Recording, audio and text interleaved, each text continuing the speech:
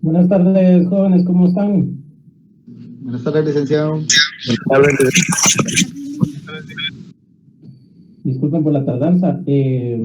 Voy a necesitar que saquen su código civil, por favor, su decreto 54 de 37 y de la mano también su código notarial y su ley del organismo judicial.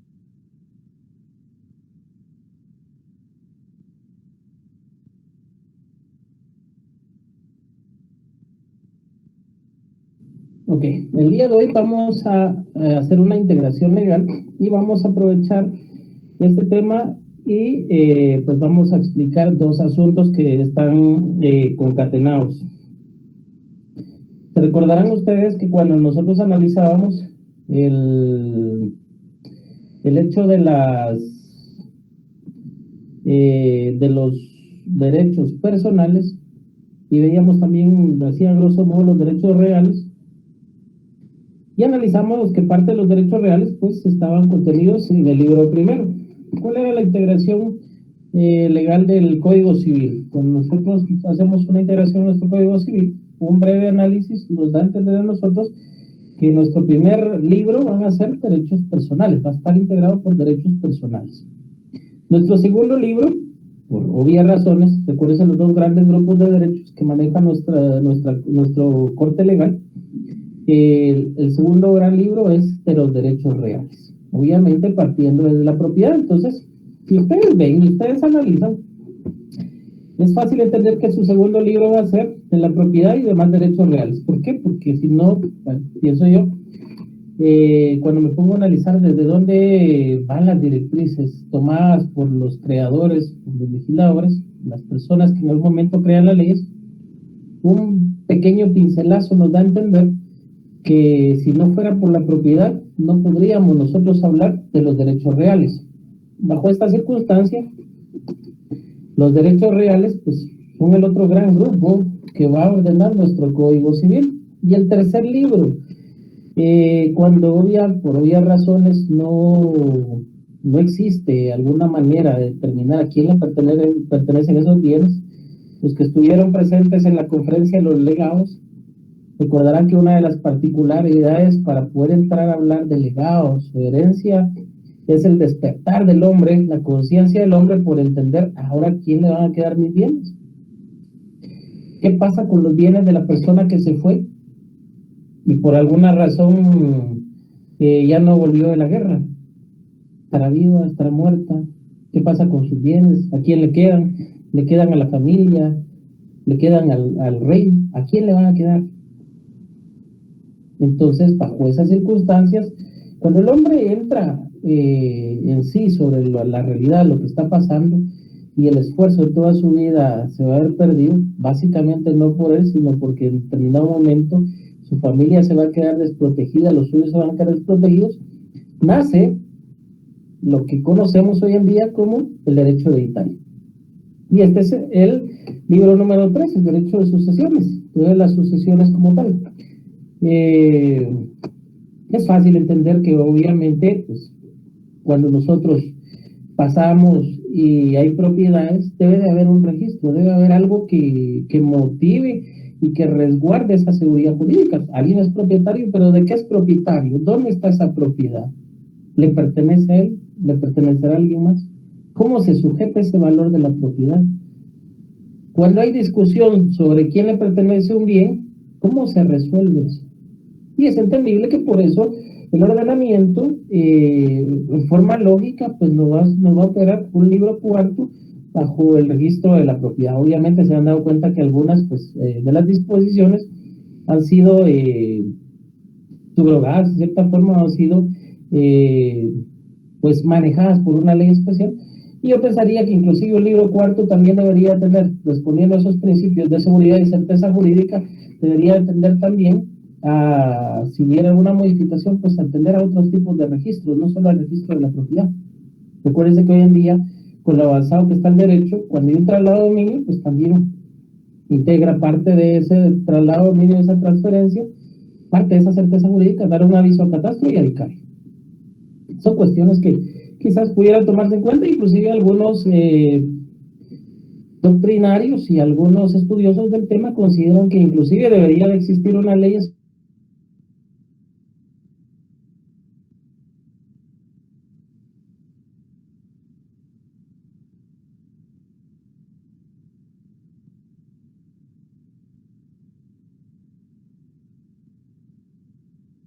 que nace algo muy importante, que es, en cierta forma, eh, la jurisdicción voluntaria. ¿Cómo la vamos a manejar nosotros en este campo? Denme un segundo, por favor, ahorita mismo.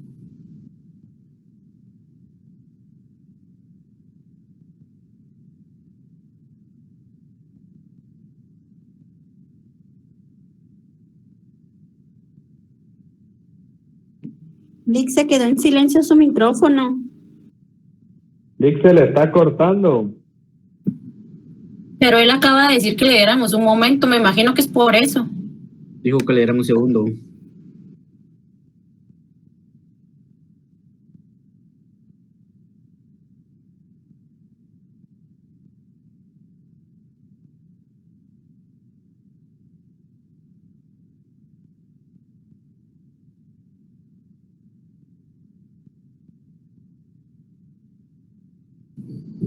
Perdón, jóvenes, que tenía una llamada y era un poquito lejana, entonces tuve que contestarle. Ok, entonces, pues estas situaciones nos llevan a entender, en cierta forma, cómo es que vamos nosotros a manejar nuestra normativa civil. En ese sentido, lo que conocemos nosotros como identificación de tercero, identificación de persona o cambio de nombre, no es más que una de las formas o una de las intenciones de nuestra ley de darle una identificación clara a la persona, de diferenciarla entre la colectividad. Por ejemplo, uno de nuestros derechos personales es el nombre. El nombre pues va a ser el precepto, el sustento legal que va a tener alguien para pues poder ser garante, o en este caso poder acceder a ese conjunto de derechos que le puede otorgar el Estado. Y obviamente también el Estado va a ser el medio que va a tener el Estado pues, para deducir obligaciones de ese sujeto, de esa persona como tal. Y nace el primer concepto. Cuando nosotros vamos y tenemos que entender estos dos asuntos, lo primero es, por integración legal, entender nuestra base sustantiva, no la base adjetiva, es decir, no el trámite en sí. Si queremos entender el asunto, primero entendamos nuestra base sustantiva. Y para eso nos sirve nuestro Código Civil. Y el Código Civil, cuando nos designa los derechos personales, es tan viable que nos hace una pequeña alusión de las personas y la familia.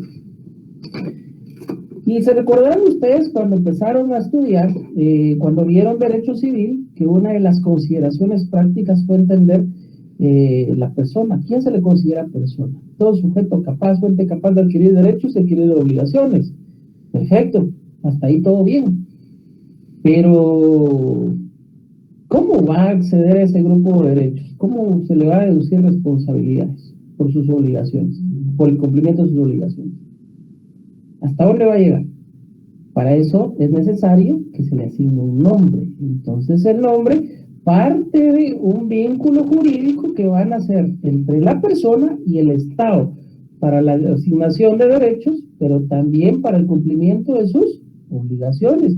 Por eso es importante el nombre, porque veámoslo así, imagínense ustedes a alguien que haya nacido, que tenga mayoría de edad, pero que no haya sido registrado dentro del registro civil, que no esté registrado en el Registro Nacional de las Personas, valga la redundancia, que no tenga una identificación como tal. ¿Qué pasará con esa persona al momento de llegar a tribunales? Solo para que vean ahí. Por eso es que incluso hay un asunto que es la determinación de edad cuando esa persona no aparece registrada, pero imagínense que esa persona colisione la ley. Pónganse a pensar bajo este precepto. Si esa persona mata a alguien, ¿qué es lo que dice la ley? Quien diere muerte a otra persona. Uno de los fundamentos a los que les gusta penal para poder imputar un delito, una responsabilidad penal a alguien, es que tiene que concordar en tiempo, modo y lugar. Si alguien trabaja en algún juzgado penal, sabe que eso es básico. Y lo otro es, para poder imputarle algo a alguien, la comisión de un hecho delictivo, es importante la individualización de esa persona, la identificación de esa persona. Porque si no se le puede identificar, ¿qué pasa ahí? ¿A quién se le va a imputar? A XX. Entonces, bajo esta situación, el Estado también necesita que esa persona que nace, ese ciudadano que nace, tenga que responder por sus obligaciones adquiridas. Obviamente para ello le va a conceder un grupo de derechos, de los cuales va a ser partícipe solo si siendo parte de la colectividad. Entonces el nombre es el mecanismo, es el instrumento que tiene el Estado para poder hacer parte a una persona de la colectividad, pero sobre todo también para deducirle responsabilidades por las obligaciones que adquiere por el hecho de ser ciudadano, por el hecho de ser persona. Obviamente para eso el Estado también se obliga a garantizarle sus derechos como tal. En ese sentido nacen diversas situaciones como es la personalidad. La personalidad le va a proporcionar a la persona el que pueda hacer valer sus derechos por sí misma, responder a sus obligaciones, o bien la personalidad también nos va a decir a nosotros si no puede por sí misma responder a sus obligaciones. Obviamente sus derechos sí, pero ese ejercicio de derechos y de obligaciones los va a tener a través de un tercero, a través de otra persona. Y entonces nacen ciertas consideraciones. ¿Qué pasa, por ejemplo, en el caso de las personas que sí tienen una identificación como tal, pero por alguna razón pues no están presentes para poder ser identificadas? En el caso de los ausentes, en el caso de las personas que ya han fallecido. Si constante y públicamente, imagínense a Eric Rodrigo Paredes, se ha identificado como Eric Paredes, Rodrigo Paredes, si no, quizás en algún momento decide por otro nombre y le gustó, qué sé yo, Pedro Paredes, o alguien de la nada le empezó a poner Pedro Paredes y él lo aceptó, y cuando le preguntaron, decime Pedro Paredes, no te preocupes.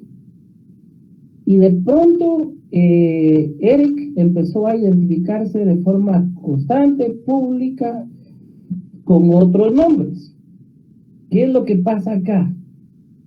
Si eso aparece en documentos, si en documentos por alguna razón aparece identificado diferentes nombres, cuando él necesita hacer un trámite, imagínense ustedes, si en la certificación de nacimiento aparece con un nombre, cuando se casó con otro nombre, porque pensó que así iba, no sé, a despistar al enemigo después y no iba a tener mayores obligaciones con la esposa, y de pronto cuando falleció le pusieron otro nombre, constante y públicamente, Eric va a tener una identificación de diferentes formas, pero va a ser la misma persona. Y nace entonces lo que conocemos como identificación de tercero. Obviamente, si fallece en dado caso Eric, recuérdense, si ya tiene el acta de función también con otro nombre, pues una identificación de tercero, es decir, alguien más tiene que hacer esa identificación por él. ¿Cuál es la necesidad para que alguien más lo haga? Pues sencillamente para poder responder o para poder ser partícipe de algún derecho que haya dejado él. En este caso, el derecho de sucesiones podría ser, o solo hacer un trámite a favor de alguien más. Y otra de las situaciones, si en dado caso Eric viene y dice, bueno, yo estoy teniendo mucho problema porque aquí me piden que me identifique de esta forma ya también, entonces para evitar todo eso voy a hacer una identificación de persona. Entonces, veamos los primeros preceptos. La identificación de persona, en el artículo 4 del Código Civil, va a establecer que la persona individual, ojo, no persona jurídica, se identifica con el nombre con que se inscriba su nacimiento en el registro civil. Obviamente esto en 1964 acá, registro civil del Registro Nacional de las Personas. El que se compone el nombre propio y el apellido de sus padres casados o el de sus padres no casados que lo hubieran reconocido. Yo tuve el caso de una identificación de un menor de edad que pues se fue dando en diferentes documentos en el colegio, en uno y otro lugar, porque había problemas familiares. La mamá lo identificaba con el nombre y el apellido de ella, como primero. El papá lo identificaba con el nombre y con el apellido de él, primero. Y entonces cuando iban a diferentes instituciones, así lo iban cocinando. Y eso provocó que el menor de edad se identificara diferentes nombres. Y fue necesario que ellos acudieran a identificar a su hijo porque pues todos los documentos que presentaban iban con diferentes nombres. Aparentemente eran otras personas, pero era la misma. Y fue necesario hacer este trámite. También he visto procesos sucesorios, actualmente tengo uno, donde la persona se identificaba constante y públicamente de diferentes formas. Hay diplomas, hay documentos con diferentes nombres, la certificación de nacimiento, la certificación de matrimonio. Entonces fue necesario también hacer una identificación de tercero para ello. ¿Para qué me iba a servir la identificación de tercero? También dentro del proceso sucesorio, como ya había fallecido y se tenía que llevar, pues se necesitaba, como los documentos presentados, la certificación de nacimiento, la certificación de fusión con diferentes nombres, pues se necesitaba indicar que esa persona que estaba identificada de diferentes formas era la misma. Para ello me servía. Porque si no, cuando llegara mi expediente a la Procuraduría General de la Nación, me lo iban a regresar por esa incongruencia. ¿Ya?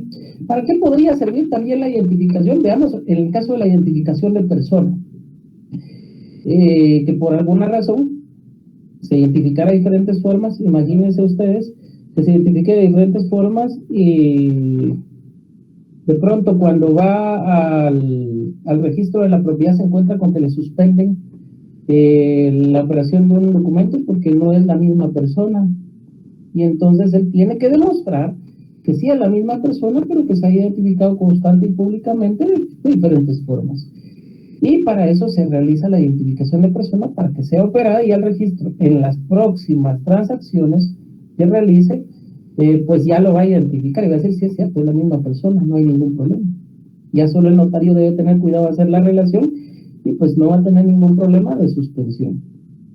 Bueno, entonces nos vamos a los primeros preceptos. La identificación de persona, tal como ya lo indicaba, pues va a establecer este primer paso y después va a establecer que los hijos de madres solteras sean inscritos con los apellidos de esta.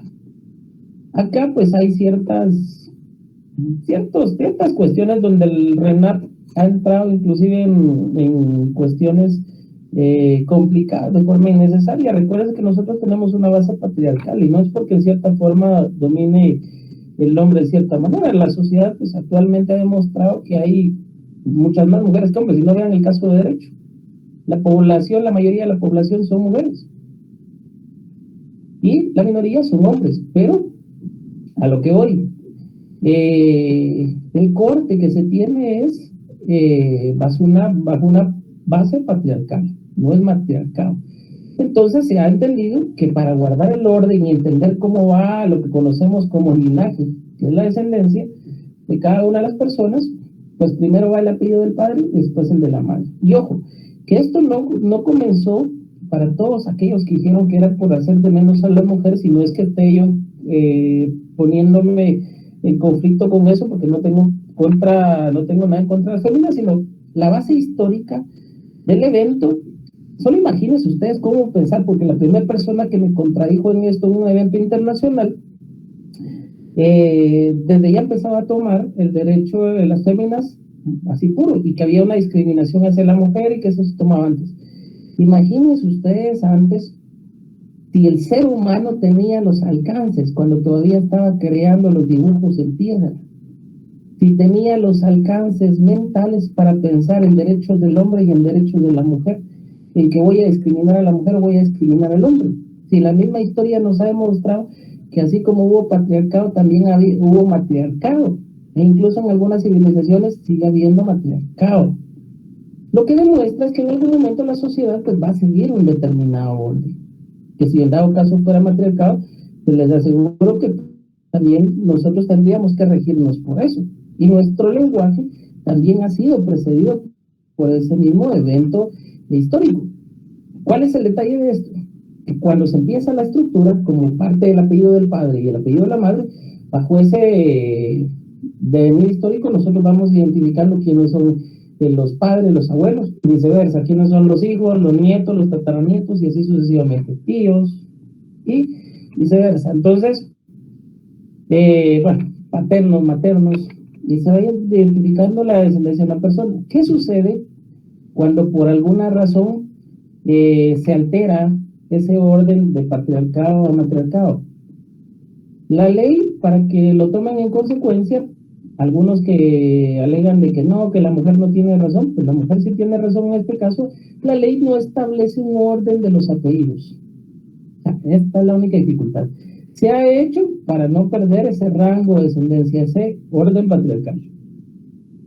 Por eso se ha hecho. Pero la misma Corte de Constitucionalidad, al momento de resolver, como no encontraba salida, tiene una resolución tipo gallo-gallina, que dice que sí, la ley no establece, pero que deja a disposición de los padres el decidir qué orden desea que lleven al momento de escribir a su hijo los apellidos. Es decir, si primero quieren el del padre o primero quieren el de la madre. Para eso se tiene que poner de acuerdo los dos. Y si no hay acuerdo, pues sencillamente no lo pueden, lo van a operar primero con el del padre y después con el de la madre.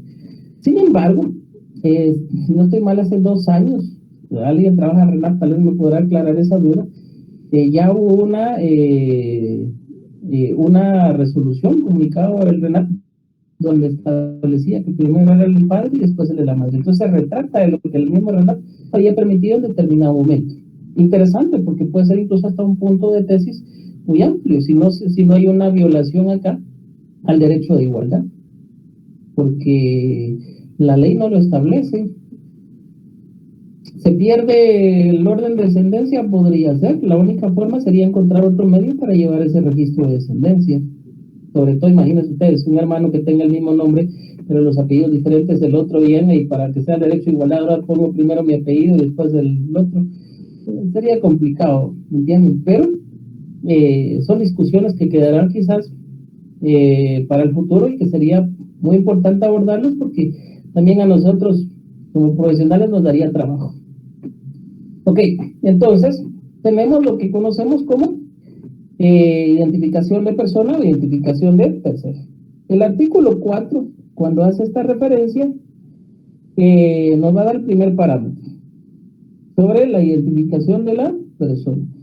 El artículo 5 y el artículo 5 sí les voy a agradecer que vayan concatenando la primera estructura de lo que es el asunto que yo les estoy explicando el día de hoy, y sobre el que van a tener ustedes bastante campo en la práctica. Quizás es uno de los que más van a encontrar. El artículo 5 del Código Civil va a establecer el que constante y públicamente use nombre propio o apellido distinto del que consta en su partida de nacimiento. Distinto al que consta en su partida de nacimiento. O use incompleto su nombre, Chemita. U omita alguno de los apellidos. ¿Sí? Si ustedes piensan que es solo porque se van a poner otro nombre, no. Con que use un nombre y un apellido ya se está identificando de otra forma. Para identificarse como tal tendría que utilizar los nombres que haya utilizado, si haya sido 1, 2, 3, hay quienes tienen 4 hasta 5 nombres y los 2 apellidos. ¿Eso qué quiere decir? Que cuando se identifiquen, por ejemplo, Orlando Medina, no solo se va a poner Orlando Medina, o Ronnie Mauricio Díaz, no solo se va a identificar como Ronnie Díaz, sino va a tener que Ronnie Mauricio Díaz, aunque tenga que decir el nombre. Hasta ahí no habría ningún problema. El problema sería si ese nombre que está variando lo va a utilizar en algún documento. ¿Por qué? Porque entonces al quedar plasmado en un documento, ya puede decir, si puede establecerse que se está identificando de forma constante y públicamente de forma diferente. Puede establecer su identificación por medio de declaración jurada hecha en escritura pública. Y aquí encontramos un instrumento público. Por eso es que muchos dicen es que la identificación de persona no es realmente un asunto de jurisdicción voluntaria porque no lleva mayor trámite. ¿Qué es lo que lleva la identificación de persona? Pues es una declaración jurada en escritura pública. Las declaraciones juradas, jóvenes, ¿en qué va? ¿En acta notarial o en escritura pública? ¿En qué van? En escritura pública. No, por orden lógico, las declaraciones juradas son fuente del acta notarial. ¿Sí? Declaración jurada de esto, declaración jurada de lo otro. Para el privado, 2 ejemplos de declaraciones juradas que van en escritura pública. ¿Cuáles me dicen ustedes? Identificación de persona. Ajá, la identificación de persona es una. ¿Cuál es otra? Omisión de partida de nacimiento, ¿no? No. La otra es, podría ser otro ejemplo, la declaración jurada de derechos posesorios, que puede ser en escritura pública. Ya ven, pues son bienes inmuebles. ¿Ven lo importante de esto? Es decir, también hay actos, también hay ciertas situaciones que es materia de actas notariales, pero que la ley le posiciona dentro del protocolo del notario. Y entonces la identificación de persona no es más que una escritura pública, una declaración jurada de escritura pública. ¿Y qué obligaciones le corresponden al notario? Pues únicamente el primer testimonio, mal llamado primer testimonio, y obviamente el testimonio especial que va para la directora del Archivo General de Protocolos. El testimonio que se tiene que operar en el Registro Nacional de Personas para que quede asentado la identificación de personas. Y si es necesario, también en el registro de la propiedad, para que si hiciera una operación registral, pues ya no hubiera ningún problema, para que el registro pues verificara la identidad como tal y le diera paso a la operación del traslado de un. Identificación de persona entonces está establecida en el primer párrafo del artículo 5. ¿Sí? Y vean algo muy importante. Cuando, bueno, aquí también establece que por la misma persona si fuera mayor de edad o por sus padres que ejercieren la patria potestad. Yo siempre, y me gusta hacer de esto alusión, ¿por qué? Porque tuve la oportunidad de ir a examinar privados a una universidad privada, no digo el nombre, pero leyeron un libro de un colega, omito el nombre también por respeto, donde indicaba que la identificación del tercero era porque lo identificaba a otra persona y la identificación de persona era porque se identificaba al mismo. Se iba con esa base y para ello solo nos ayuda a nosotros entender nuestra norma, nuestra ley. La identificación de persona, ¿qué es lo que dice? Puede establecer su identificación por medio de declaración jurada en hecha de escritura pública, por la misma persona si fuere mayor de edad, o por sus padres que ejercieren la patria potestad. Es decir, puede ser un tercero, sus padres porque están actuando en representación. ¿Sí? Eso también es identificación de persona. Eso también es identificación de persona, que los padres, como el que me tocó a mí, identificaran a un menor de edad. Pregunta en privado.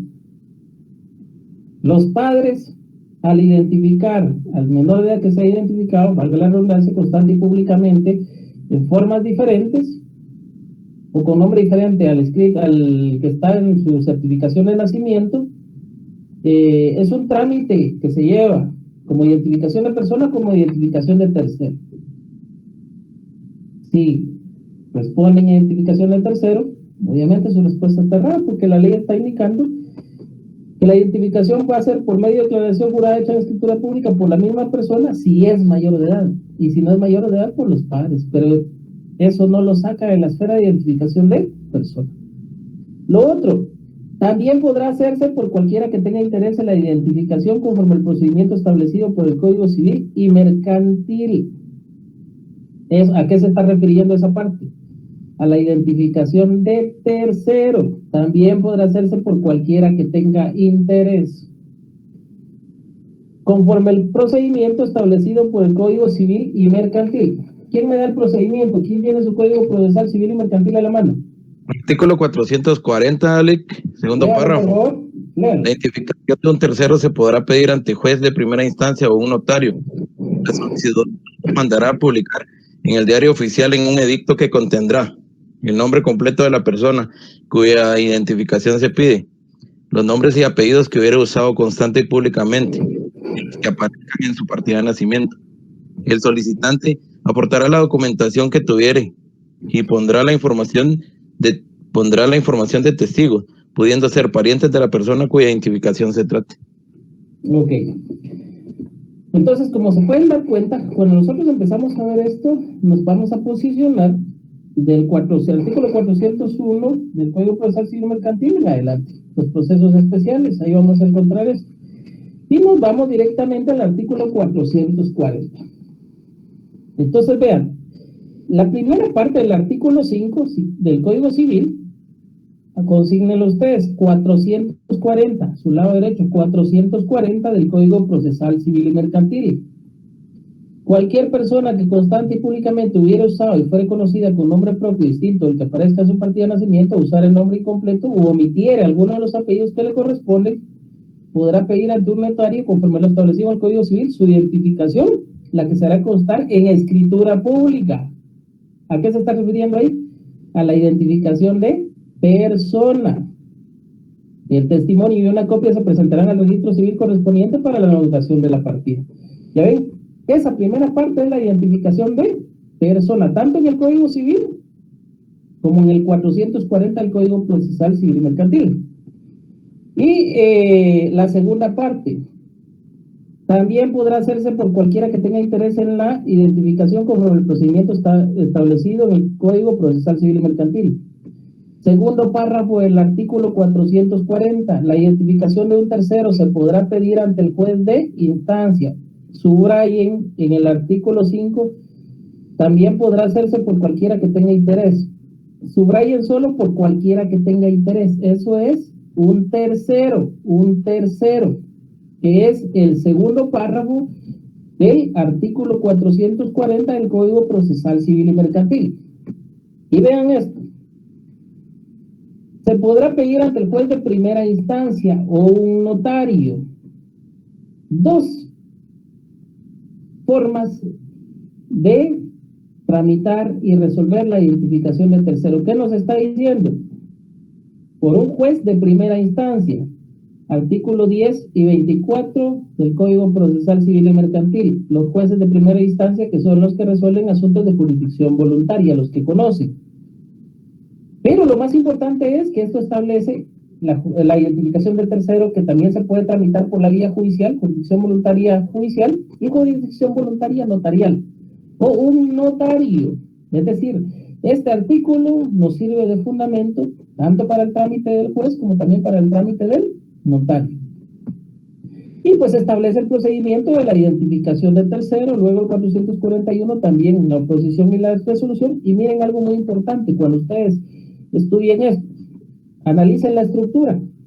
Si se tratara de identificación de un tercero y hubiera posición dentro de los 10 días siguientes a la fecha de la publicación del edicto obviamente, se seguirá en juicio ordinario ante juez de primera instancia, suspendiéndose las diligencias voluntarias. ¿Ven? Juicio ordinario. Entonces, preguntas, anoten lo más importante para su privado y a esto pónganle calaverita. Si hubiera oposición a una identificación de tercero, ¿por qué juicio se resuelve? Juicio ordinario. ¿Ven? Ok, y hasta acá pues, todo bien.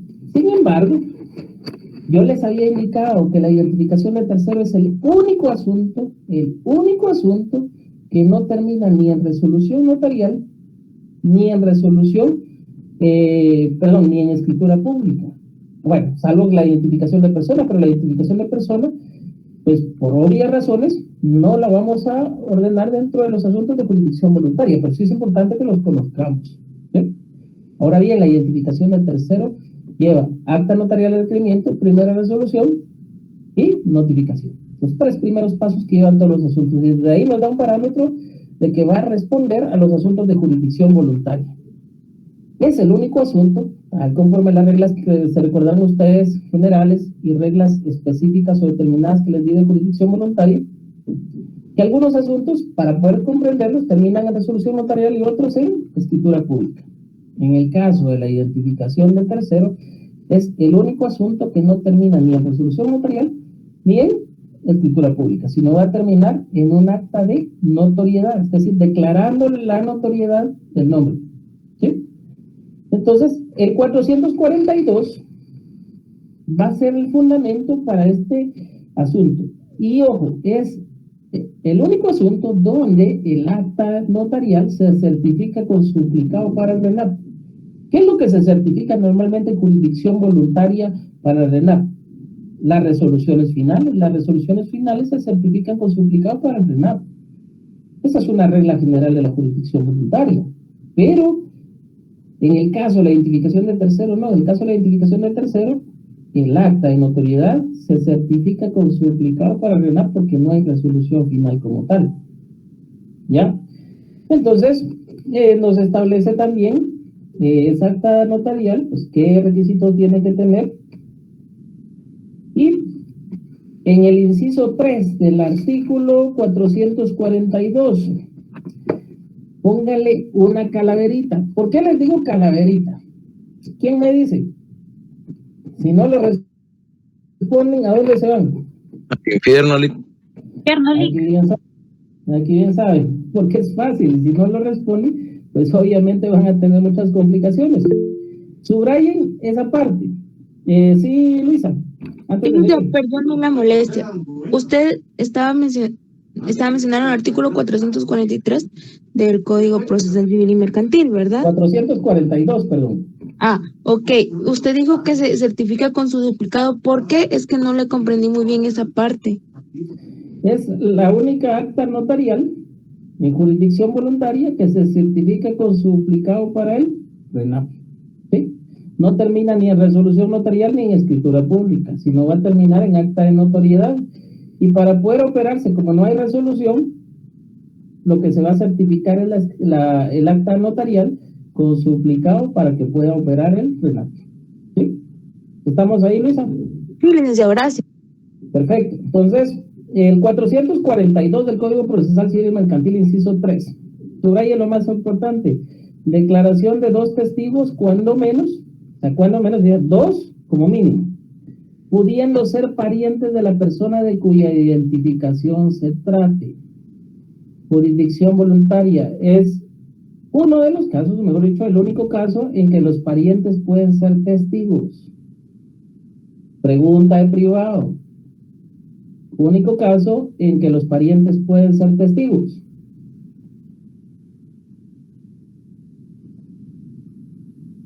¿Sí? Calaverita. Declaración. Entonces, las declaraciones de los testigos en jurisdicción voluntaria, si quieren fundamentarlo, pues la identificación de terceros, sobre todo en el acta de notoriedad. Ok. Van ustedes a subrayar lo más importante: se compulsará certificación del acta. Era lo que les decía, es la única acta que se certifica con suplicado para el RENAP. ¿Bien? Y ahí pues se establece el último paso: remitirá el expediente al Archivo General de Protocolos. Ok. ¿A dónde quiero llegar con esto? Les estoy explicando básicamente la identificación de tercero, la identificación de persona, la identificación de tercero. Cambio de nombre. Van a ver ustedes la particularidad que hay con estos asuntos. Se refiere también a que una persona no se va a identificar constante y públicamente. Puede ser que lo haya hecho, pero va a decir: ¿por qué me estoy identificando de esta forma? Mejor me voy a hacer un cambio de nombre y solo pues registro todos mis documentos anteriores con ese nombre que actualmente pues estoy adoptando. No me gustaba Ronaldinho, no me gustaba Messi, porque yo no le iba, mis papás me pusieron así, yo no le voy al Barça, tampoco le voy ahorita al PSG. Si no, yo soy fanático de Ronaldo, pues me quiero poner Ronaldo. Cambio de nombre. Cambio de nombre. Y cuando pasamos a este trámite, pues algo muy interesante es esta partecita. Es un acto por el cual una persona pues puede cambiar su nombre previa autorización judicial o notarial, siendo oponible dicha resolución. ¿Por qué va a ser oponible dicha resolución? Porque puede hacer que quizás a alguien más o alguien más considere que el llamarse así le perjudique. Por ejemplo, si alguien decidiera llamarse Álvaro Arzú y dijeran: no, pues pues va a haber alguna complicación en el futuro y van a decir que soy yo. Entonces va a venir Álvaro su hijo y se va a oponer a ese cambio de nombre, ¿me entienden? Por considerar que hay situaciones que quizás le puedan afectar. Particularidades de cambio de nombre: la identificación de persona o de tercero. No crean filiación. no garantizan adquisición de derechos. Es decir, con que yo me vaya a llamar Álvaro Arzú no quiere decir que voy a tener los millones que tuvo Arzú, que tiene el hijo, ¿me entienden? Eso no crea afiliación. No por eso va a decir que yo en algún momento fui hijo de Álvaro Arzú. Entonces no se puede, no crea afiliación, tampoco pues subsume derechos de terceras personas.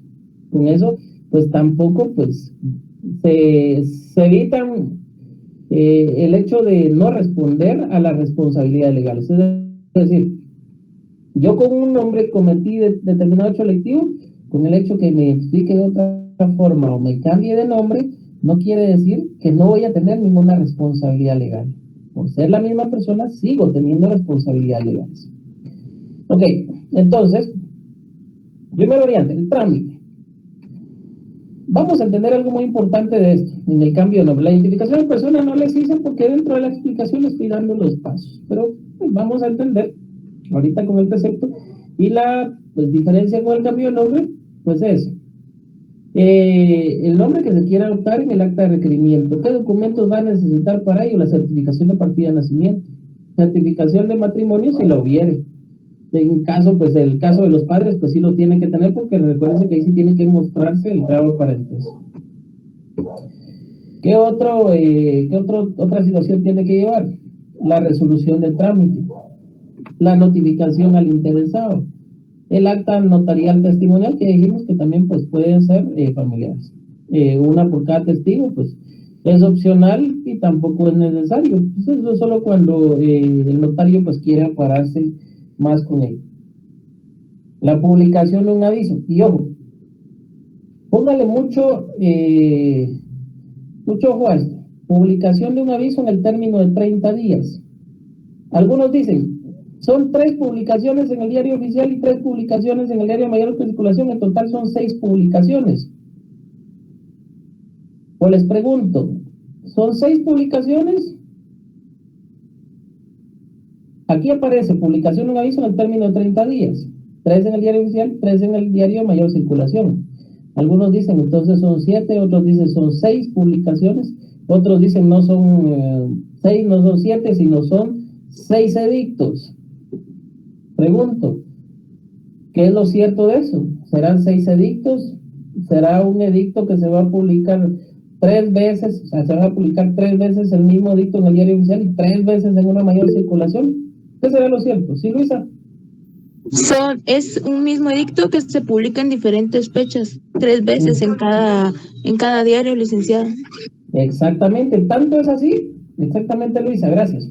Tanto es así que cuando de pronto llevan el edicto pues, impreso, lo llevan en su memoria al diario oficial, el diario oficial les va a hacer el cobro por las 3 publicaciones. No tienen que hacer nada ustedes, sino van, pagan y esperan las fechas en que el diario oficial, él mismo es el que hace la división de las 3 publicaciones durante el término de 30 días, y después ustedes pueden ir por el diario correspondiente, por los diarios donde están las publicaciones. Así de sencillo. Lo mismo pasa en los diarios de mayor circulación. Requisitos de este aviso para que no haya ningún inconveniente: nombre completo del peticionario, nombre que desea adoptar y la advertencia de que puede formalizarse oposición por quienes lo consideren perjudicados pues, por ese cambio de nombre. Ojo, un edicto publicado, 3 en el diario oficial y 3 en el de mayor circulación. Y después puede llevar también una resolución final en la cual se hace constar el cambio de nombre. Es decir, después de los edictos, si no hubo ningún inconveniente, no hubo oposición, resolución final. Y se hace constar el cambio de nombre. Pero ojo, no se queda ahí. Se recordarán ustedes que para entender la estructura de jurisdicción voluntaria dijimos que después de resolver, el notario ya podía certificar con su duplicado para relato. ¿Sí? En este caso, el cambio de nombre tiene una excepción, porque a pesar de que hay una resolución final,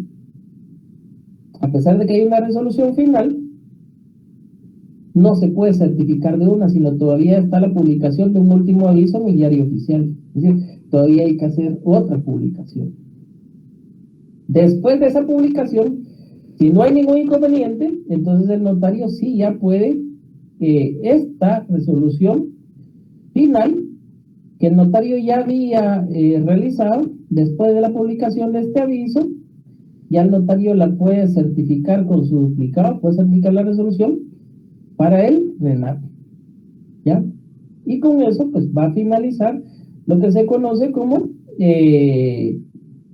cambio de nombre. ¿Por qué es importante o por qué es necesario en determinado momento el cambio de nombre, dirán ustedes? Y les digo yo necesario porque para algunos dirán, es que yo estoy bien con mi nombre, está bien.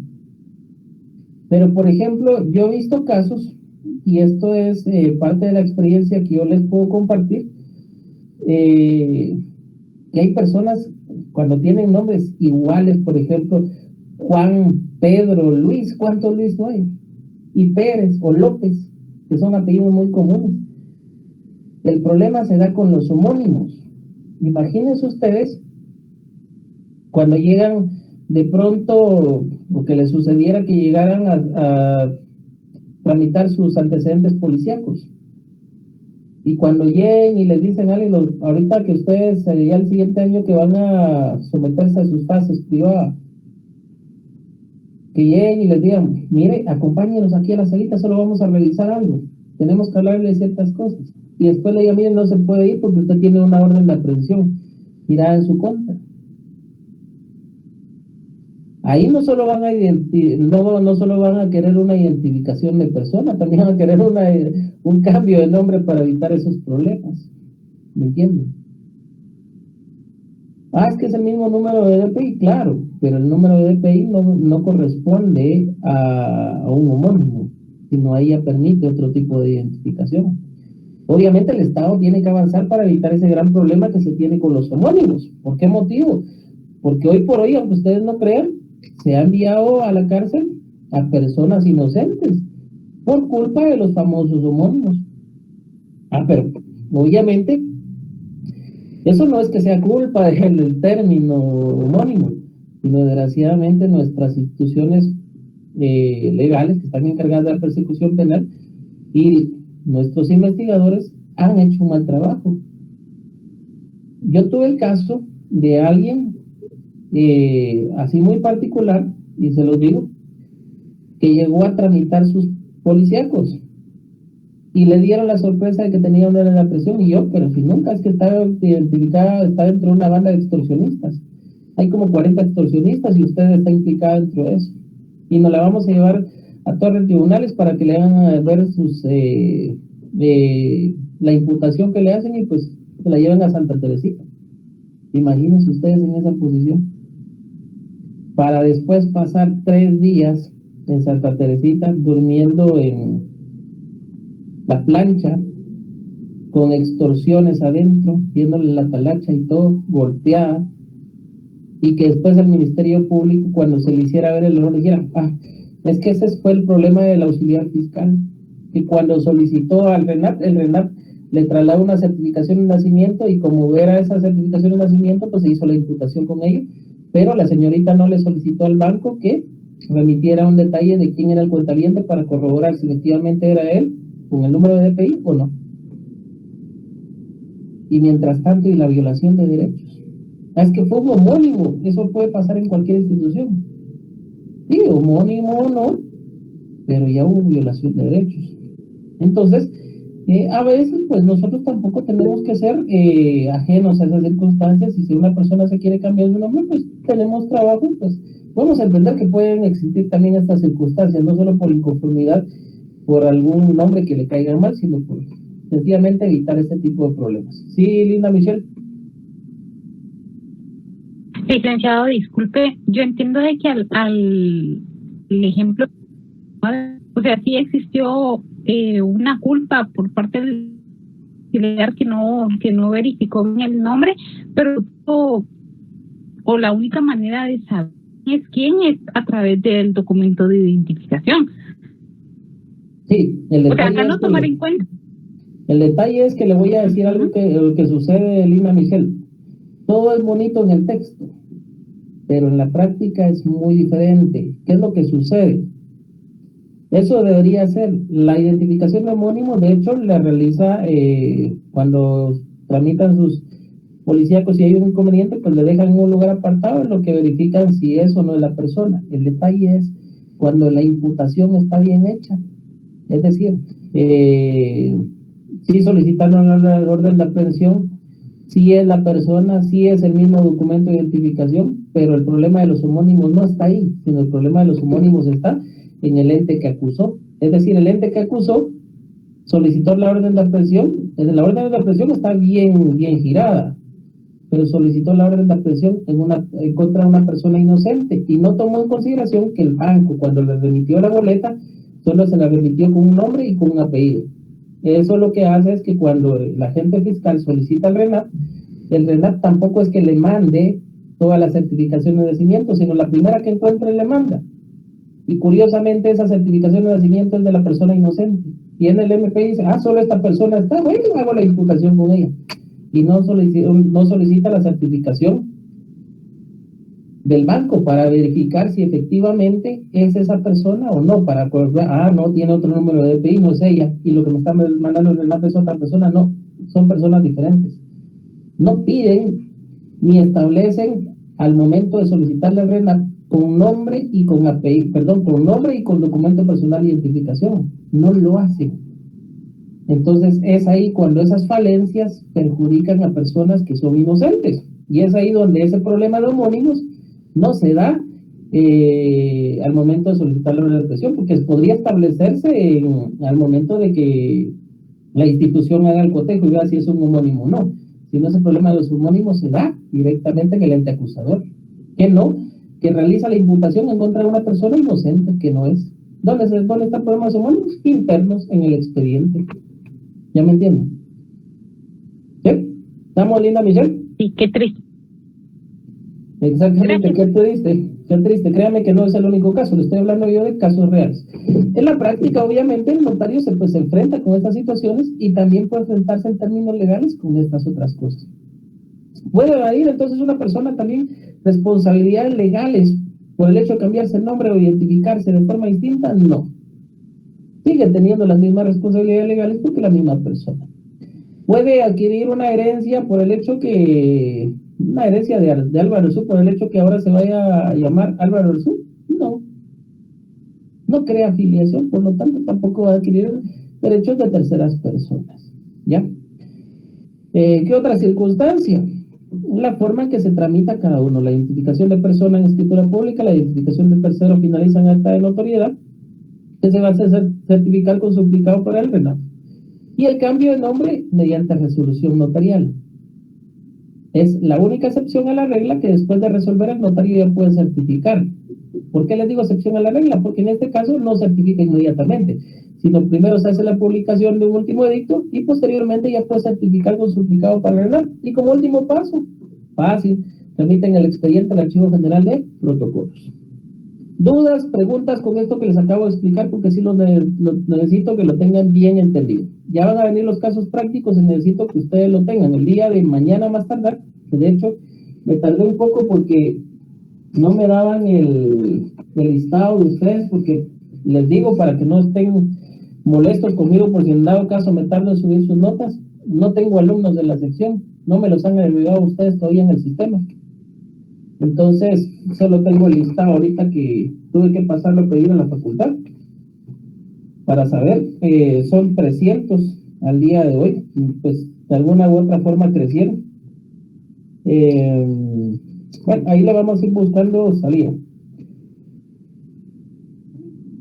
Pues algunos se van, otros se quedan, no sé por qué varía bastante la cantidad de alumnos, pero bueno, son cuestiones y disposiciones de la facultad y pues con eso tenemos que trabajar. Entonces, pues sus dudas, primero Donald y después tiene dos contactos. Hola amigo, solo Donald creo que preguntó, ¿no? Sí, Donald.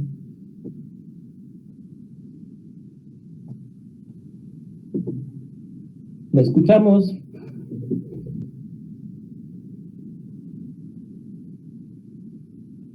Ok, o alguien más que vaya a preguntar porque no quiere preguntar Donald.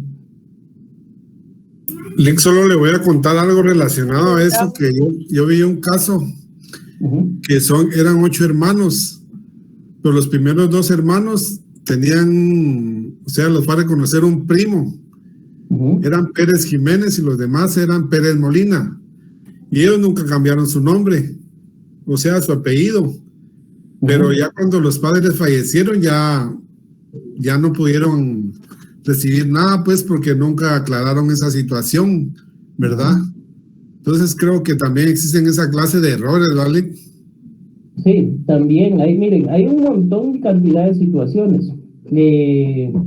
Cuando ustedes lleguen afuera se van a dar cuenta de cantidad de situaciones y dicen, ¿para qué?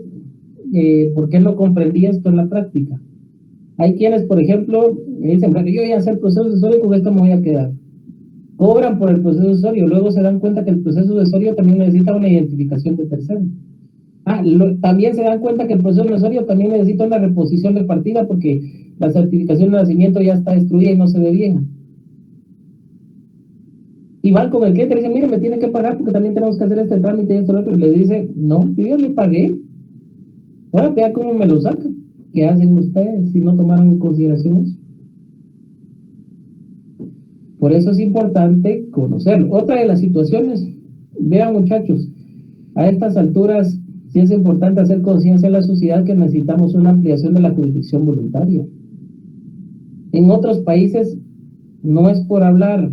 Ustedes que vieron la jurisdicción voluntaria, que vieron ahorita lo del testamento en el Seminario de Derecho Internacional, para que tengan un ápice, las personas en otros países les hacen colas en las notarías son como empresas, les hacen cola, los notarios tienen mucho trabajo.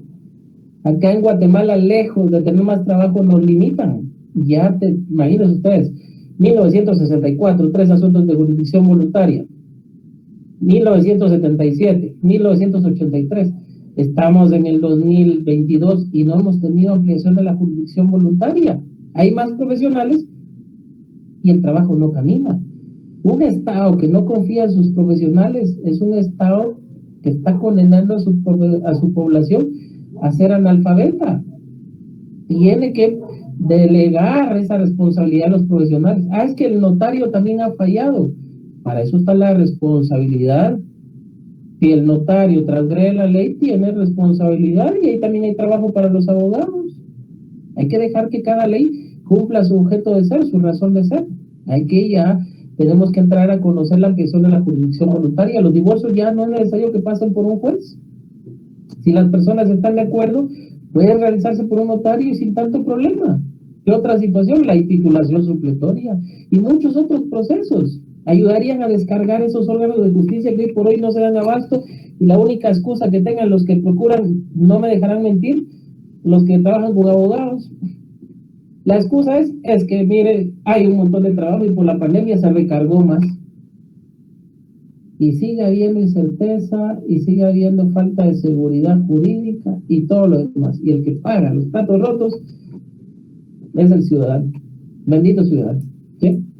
Entonces, pues también ya es necesario que de forma seria, pues ustedes que vienen cargados con nuevas ideas, entren a formar parte de ese grupo que solicita ya cambios sustanciales y que pueden darse solo a través de los profesionales, que al final pues inyecten ese cambio en la sociedad y que hagan, que posibiliten ya la ampliación de la jurisdicción voluntaria.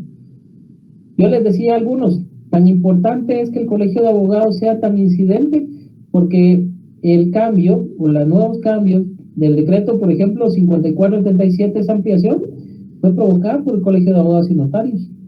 Y no se granjeó la administración de ese entonces ese cambio, porque fue en 1970-71 aproximadamente, sino fue la administración de 1977, porque hasta ese momento se aprobó ese decreto.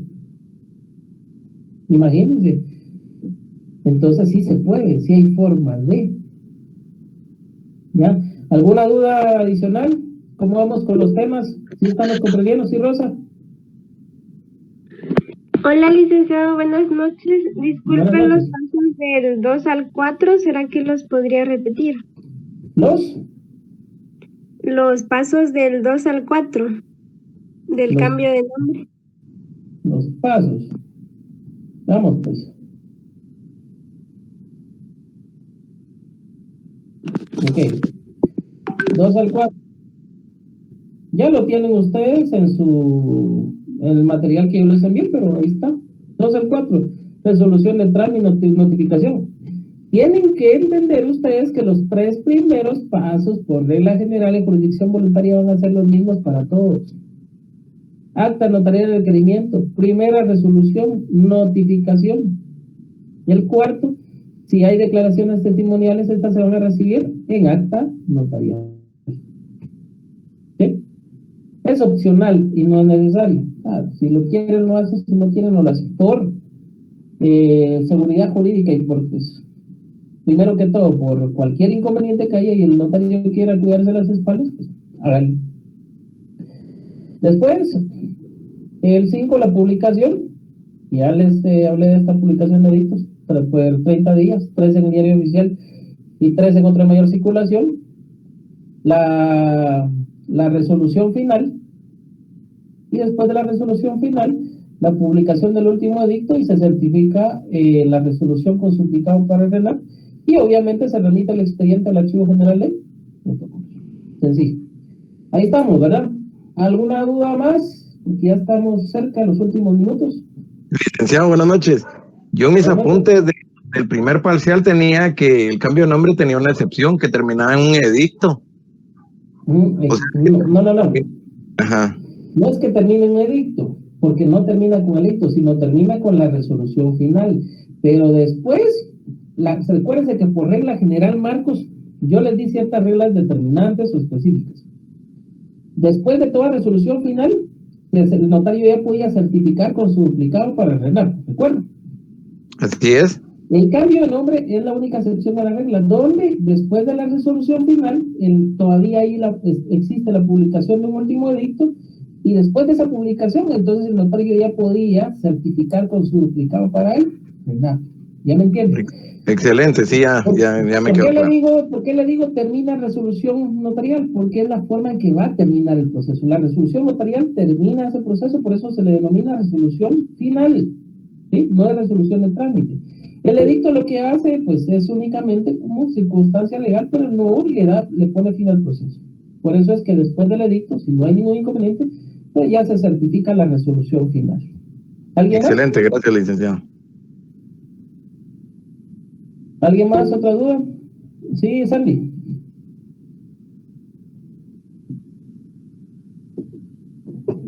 Mira, Sandy levantó su mano. Bueno, entonces, si no hay ninguna duda, yo les voy dejando. Feliz noche a todos. Nos vemos el día miércoles. El día miércoles vamos a tener una actividad diferente. Buenas noches, Lick. Preparados todos, por favor, y estudiando, porque igual voy a seguir pasando lista. Feliz noche. Feliz noche. Gracias.